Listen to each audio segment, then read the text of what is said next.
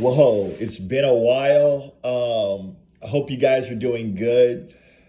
I am not coming to you today with a book review, and I apologize for that. I have hundreds of books around here, but I'm not coming to you today with a book review. I'm actually headed to dinner. But before I do, I've been trying to get this video out to you all day because I woke up this morning and I saw something on the news that really pissed me off. And a lot of you may be following this and a lot of you may not be. This is a video about Elisabeth Manente. I'm not sure if you guys are TikTokers. I'm not a TikToker. I have a few of my close friends that are TikTokers. I have an account on TikTok. I never go on it. I don't use TikTok at all, right? But I get this. I'm in the candle industry, you know, and right now I just got this Victoria's Secret one over the holidays. It's lavender and vanilla, so I can't wait to light that one up. But I am waking up this morning. I'm reading all the latest candle news, what's going on in the world. Same old, same old. Diptyque's the greatest. Byredo's the greatest. Same old, right? And I come across this story about Elisabeth Manente. Elisabeth Manente, for those of you who are not film people, but Elisabeth Manente is a D-list actress. She's in her early 20s. She's most famous for the movie Paper Spiders, which came out in 2020. No one really watched it, but the main character in Paper Spiders was a woman by the name of Lily Tyler. And you may be familiar with Lily Tyler because Lily Tyler played in the 1988 movie Mystic Pizza, which is one of my favorite movies, Julia Roberts, where she played Josefina Barbosa, the Portuguese worker at at Mystic Pizza. And Mystic Pizza is a real place. I haven't been able to get over to Connecticut and try a slice, but I can't wait. Anyways, that's what she's famous for. She's a D-list actress. She's very young. But what this video is about is the rise of white TikTok Karens and how that is a problem for businesses and for industry and especially for minorities. And this video, I'm talking about an incident that went viral on TikTok within the last couple of days concerning Elisabeth Manente. Elisabeth Manente purchased a candle from Cleaver and Blade. Cleaver and Blade I think it's Clever and Blade. I could be pronouncing that wrong. Whatever, I'll put it the right way in the title. And I'll also post a link to the article in the in the comments as well. I mean, in the description as well. So Cleaver and Blade is an Etsy store, but it's actually a store in real life. It's based out of New Orleans, Louisiana. And I believe the owner's name is Vladimir Costa. He may be Brazilian. He may be Creole. I'm not sure, but I do know he's a minority, right? And he's the owner of this store. Now, he's a top seller on Etsy. He has over 8 or 10,000 sales. High-graded guy. And he's a small-time, damn, I'm a little parched. He's a small-time candle seller, but runs a pretty good business, right? Pretty good Etsy business. He does what he does. What he's famously known for is creating candles based on celebrities, people in Hollywood, and creating these these religious type candles, right? With the paraffin wax, that kind of whole deal, right? So it's pop art, it's pop culture, and it sells, and it does very well. And Elisabeth, where this all unravels is because Elisabeth Manente purchased a Harry Styles candle. So he makes these candles, and he has one of Harry Styles. And for some reason, she decided, oh shit, I clicked on the wrong candle, and I bought the wrong one. So now I want to return it. No harm, no foul, right? Well, what's messed up is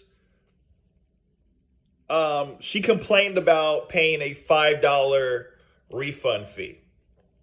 right? Now, his refund policy is on his website. And in her reports after this came out, she tried to lie on this man and make it sound like he did not have a refund policy. He does have a refund policy on perishable goods. It doesn't specifically say whether he considers candles to be perishable goods, but you can make the argument that candles are perishable goods if you wanted to make that argument. But he has a full whole page on his actual website, not on the Etsy, but on his actual website. He has a full page of what the refund policy is. She made a big deal about paying the $5 fee. The $5 fee was most likely covering shipping, right? We know as candle makers, such as myself and others, that,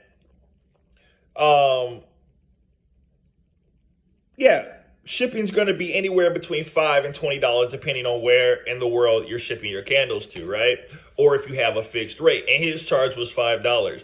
And she made a little comment about that. And he being the New Orleans brother that he is, he wasn't going to have for it. So he left a little snarky comment. And they went back and forth.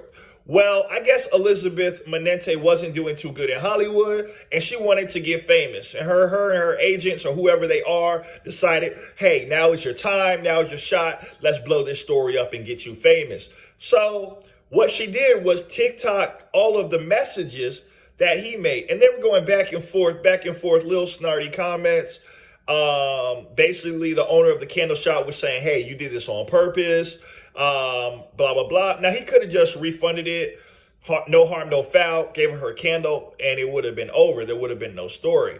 But the fact that she blew this up over $5, this was seen by over 2.3 million people. It went viral on TikTok the other day, according to the article, right? This was seen by over 2 million people. So she tried to make this man look bad. Yeah, he was being a little snarky to her in his comments, and she was definitely being passive aggressive towards him as well. So it went both ways. But for her to make a big hullabaloo on TikTok about all of this and the reasons why she had to pay a $5 fee and all and showing all of the messages and doing what she did just to get famous on TikTok. Elisabeth, how about you work on your acting skills and get famous in the music industry? Take some tips from Lily Tyler, and Mystic Pizza and movies that we love in this country. Okay, and stop messing with candle owners, because all of us, like Vladimir Costa was saying, and he said this to the media, and he told them, all of us do not have budgets like Tik-Tok or Byredo or Le Labo or Joe Malone. We all don't have budgets like this, especially when you're dealing with minority-owned candle and fragrance owners, where you can list on your fingers how many of those are. Chris Collins, I can really, off the top of the dome, I can really only point to Chris Collins and Harlem Candle Company, and then you have Drake, Better World Fragrance. But outside of that, you have very few, and my girl Suki, who makes her candles. But outside of that, you have very few that you can name off the top of the dome if you're not in this industry, inside of candles and fragrance for black men and black women, or minority men or women, BIPOC, who can fit into this world, because it's a very European, Eurocentric world when you're dealing with candles and fragrances. So this gets into a bigger conversation about the rise of TikTok Karens, and goes back to a couple conversations that I was having last week about white women who are married to black men. They have interracial children, and they're posting videos on TikTok where they're making their interracial kids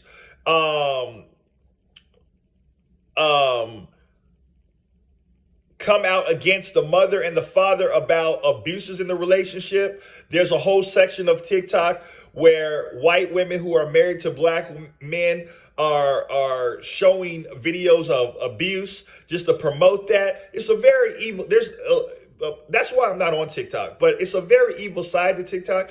And this gets into the bigger conversation about the rise of the TikTok Karens. So Karens have been defeated in the real world due to devices such as this, such as the iPhone and technology. But now they're going into the digital world. They're getting inside of the metaverse to become online Karens. Karens were canceled in the real world, and now they're coming online to become online Karens and attack minority businesses and minority capital. And this is very dangerous, and it's something that we need to catch a hold of to now. Now this has already gone viral, and Etsy is talking about doing some discipline to Vladimir Costa and his business that he's worked years to build up that candle business. Okay? So to have some D-list actress, I keep saying it, D-list actress, such as Elisabeth Manente, who most of you guys wouldn't even know if I didn't say her name or you Googled it, it's ridiculous. It's ridiculous, man. And to see that minorities have to deal, this is something that minorities won't post a video about. But I woke up this morning, I read the report, I was disgusted by what I read. And like I said, I'll leave what I read below this morning. And I was disgusted by what I read, and I had to make a video. So be on the lookout for this. One, if you're on TikTok, please get off. And two, if you're encountering these Karens online, please speak about it. Please get the message out there, especially if they're attacking minority businesses, such as this man's business from New Orleans, Louisiana. All right, have a wonderful day. I'll be back with a book review. I know I've been way too long with the next book review, but I'll be back with a book review, multiple book reviews, I promise. I'm even looking into now, because I had a lot of people tell me, doing chapter readings, paid voiceovers. So I'm thinking about doing that. So stay in touch. I love you. Stay positive. God bless, and have a wonderful day.